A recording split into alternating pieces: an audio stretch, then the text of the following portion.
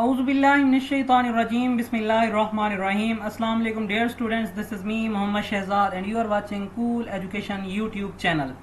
Dear students, आज की video में हम बात करेंगे LHV के हवाले से कि LHV क्या है, LHV के दाखिले कब स्टार्ट होंगे, एडमिशन कब ओपन होंगे, LHV का स्कोप क्या है, जो स्टूडेंट्स LHV करते हैं उनको मंथली कितना स्टाइपेंड दिया जाता है, LHV में एडमिशन लेने के लिए आपको कितने मार्क्स दरकार हैं, कितने मार्क्स चाहिए होती हैं, क्या क्या क्राइटेरिया होता है, क्या LHV करने के बाद आप BSN यानी कि नर्सिंग कर सकते हैं, अगर कर सकते हैं तो उसके लिए क्या प्रोसेस है, LHV करने के बाद आपका क्लिनिक कैसे ओपन हो सकता है और आप कैसे अपना क्लिनिक ओपन कर सकते हैं।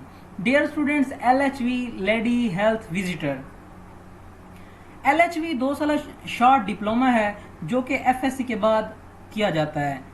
इस डिप्लोमा में स्टूडेंट्स को थ्योरी पढ़ाने के साथ साथ मुतल्लिका हॉस्पिटल में प्रैक्टिस भी करवाई जाती है और जो मोस्टली प्रैक्टिस होती है वो गायनी वार्ड में होती है।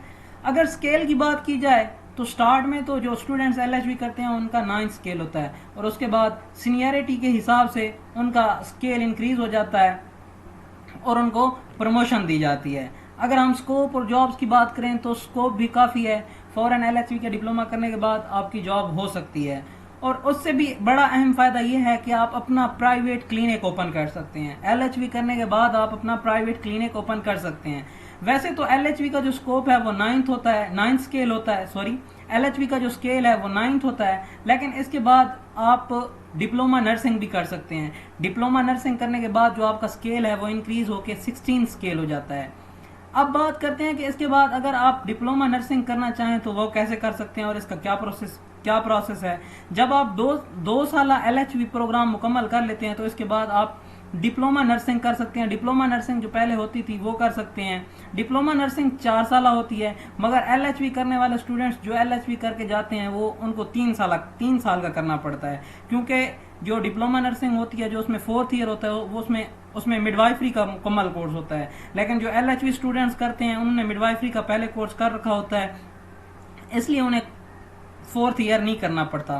तो इसलिए उनका जो डिप्लोमा नर्सिंग होता है वो 3 साल का होता है। इसका बड़ा फ़ायदा यह है कि अगर कोई स्टूडेंट 3 साल डिप्लोमा नर्सिंग कर लेता है तो उसका स्केल इंक्रीज हो जाता है और उसका स्केल 16th हो जाता है। देयर स्टूडेंट्स, याद रहे कि LHV करने के बाद फ़ौरन आपकी जॉब हो जाती है तो आप फिर अपनी स्टडी कंटिन्यू रख सकते हैं साथ साथ, और स्टडी करते हैं और आप 3 साल डिप्लोमा नर्सिंग कर लेते हैं तो फिर आपका जो स्केल है वो इंक्रीज होके 16th हो जाएगा। जॉब आपकी वही रहेगी लेकिन आपका स्केल इंक्रीज हो जाता है।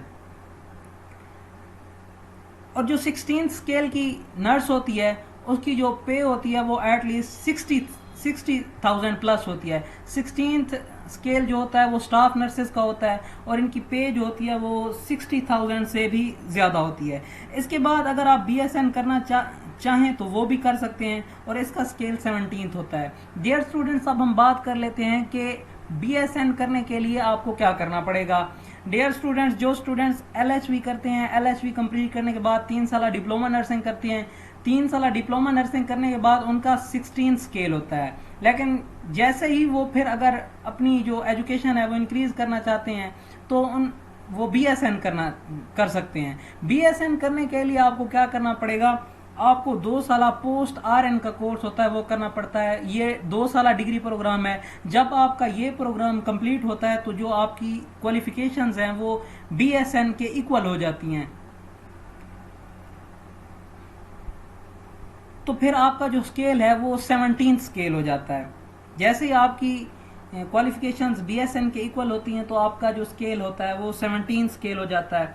और इसके बाद जब आपका स्केल 17th हो जाता है तो फिर आप किसी भी हॉस्पिटल में डायरेक्ट हेड नर्स के तौर पर काम कर सकती हैं और आपको 17th ग्रेड दिया जाएगा, या फिर आप किसी भी कॉलेज में एज आ नर्सिंग इंस्ट्रक्टर भी काम कर सकती हैं और वहाँ पे भी जो आपका स्केल होगा वो 17 स्केल होगा। अगर हम LHV और BSN का कंपैरिजन करें तो यहाँ पे मैं आपको ये बताता चलूँ, एक तो जो BSN है ये एक शॉर्ट कोर्स है, आपको इसमें कम पढ़ना पड़ता है और इसके फौरन बाद आपकी जॉब भी हो सकती है। और इसका जो एक बड़ा फ़ायदा है वो ये है कि आप BSN करने के बाद अपना जो LHV है, मैं BSN बता रहा हूँ, LHV जो LHV है ये एक शॉर्ट कोर्स है और इसमें आपको कम पढ़ना पड़ता है। जब LHV आप कंप्लीट कर लेते हैं तो आपके पास जॉब अपॉर्चुनिटी होती है, आप जॉब कर सकते हैं। LHV में आपको एक तो काम पढ़ना पड़ता है, इसके अलावा इसका एक जो बड़ा फायदा है वो ये है कि LHV करने के बाद आप अपना प्राइवेट क्लिनिक ओपन कर सकते हैं। BSN करने के बाद आप क्लिनिक ओपन नहीं कर सकते, लेकिन LHV करने के बाद आप अपना क्लिनिक ओपन कर सकते हैं। BSN करने के बाद आपका जो स्केल होता है वो 17th होता है, लेकिन LHV करने के बाद आपका स्केल जो होता है वो 9th स्केल होता है। फिर आप सीनियरिटी के हिसाब से आपका स्केल इंक्रीज होता है। और अगर आप LHV करने के बाद 3 साल डिप्लोमा नर्सिंग करते हैं तो फिर आपका 16 स्केल हो जाता है। और 3 साल डिप्लोमा नर्सिंग करने के बाद आप अगर पोस्ट RN का 2 साल डिप्लोमा कर लेते हैं तो फिर आपका जो रैंक है, जो आपका वो स्केल है वो 17th हो जाएगा और आपकी क्वालिफिकेशंस BSN के इक्वल हो जाएंगी। उम्मीद करता हूँ आपको इस बात की समझ आ गई होगी। अगर हम अब स्टाइपेंड की बात करें तो जो स्टूडेंट्स LHV करते हैं उनको मंथली 12,000 रुपीज़ स्टाइपेंड दिया जाता है। हर महीने 12,000 रुपये दिए जाते हैं स्टूडेंट्स को। और अगर हम एडमिशन की बात करें कि LHV के एडमिशन्स कब होंगे, तो डियर स्टूडेंट्स, अगर आपने LHV के एडमिशन्स के बारे में जानना है तो आप हमारे चैनल को सब्सक्राइब कर सकते हैं, कूल एजुकेशन को। इंशाल्लाह जैसे ही एडमिशन्स ओपन होंगे आप लोगों को इस चैनल पर अपडेट कर दिया जाएगा। डियर स्टूडेंट्स, यहाँ पे मेरी आप लोगों से एक रिक्वेस्ट है कि अगर आप लोगों को इस वीडियो में कोई इन्फॉर्मेशन मिल रही है तो लाजमी वीडियो को लाइक करें, क्योंकि लाइक करने से हमारी हौसला अफजाई होती है और इससे हमें ये पता चलता है कि जो हमारे व्यूअर्स हैं वो किस टॉपिक में इंटरेस्टेड हैं। तो इससे पता चलता है तो हम ज़्यादा फिर उन टॉपिक्स पे वीडियोस बनाते हैं। तो काइंडली वीडियो को लाइक लाजमी किया करें।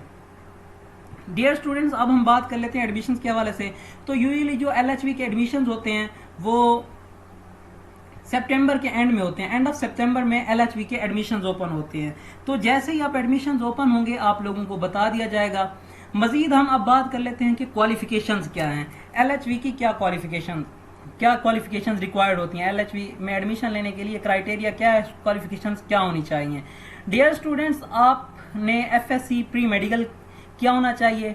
पहले मैट्रिक रिक्वायर्ड होती थी, लेकिन अब आपका FSC प्री मेडिकल होना चाहिए। आपके मैट्रिक में कम से कम 60% मार्क हों और FSC में आपके मार्क्स 50% होने चाहिए एटलीस्ट। अब हम एज लिमिट की बात कर लेते हैं। डियर स्टूडेंट्स, जो LHV है इसमें मैरिड और अनमेरिड दोनों स्टूडेंट्स अप्लाई कर सकते हैं। जो अनमेरिड हैं उनके लिए मैक्सिमम एज लिमिट जो है वो 25 ईयर्स है और जो लोग मैरिड हैं उनके लिए मैक्सिमम एज लिमिट 35 ईयर्स है। डियर स्टूडेंट्स, अगर मेरिट के हवाले से बात करें तो FSC प्री मेडिकल करने के बाद जो आपने अगर LHV में एडमिशन लेना है तो पहले LHV का मेरिट कम होता था, लेकिन जैसे ही डिप्लोमा नर्सिंग को अब BSN में चेंज किया गया है 4 साल नर्सिंग में, तो LHV का एडमिशन भी इंक्रीज हो गया है, LHV का भी मेरिट इंक्रीज हो गया है।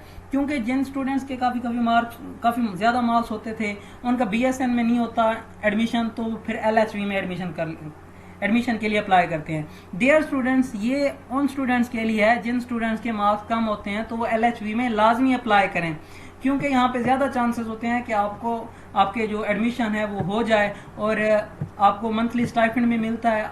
और इसके अलावा फिर आप डिप्लोमा नर्सिंग करके फिर आप BSN नर्सिंग भी कर सकते हो।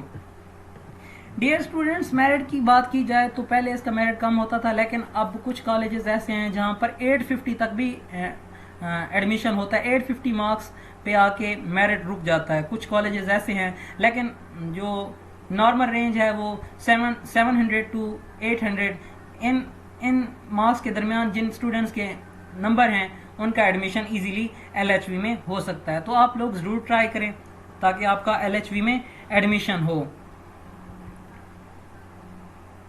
डियर स्टूडेंट्स, ये थी आज की वीडियो जिसमें मैंने आपके साथ शेयर किया कि LHV क्या है और आप इसमें कैसे एडमिशन ले सकते हैं।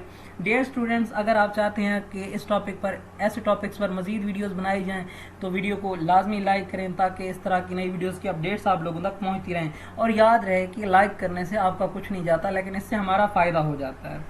तो उम्मीद करता हूँ आप लोगों को वीडियो अच्छी लगी होगी। Remember me in your special prayers. मिलते हैं नेक्स्ट वीडियो में, तब तक के लिए अल्लाह हाफिज़।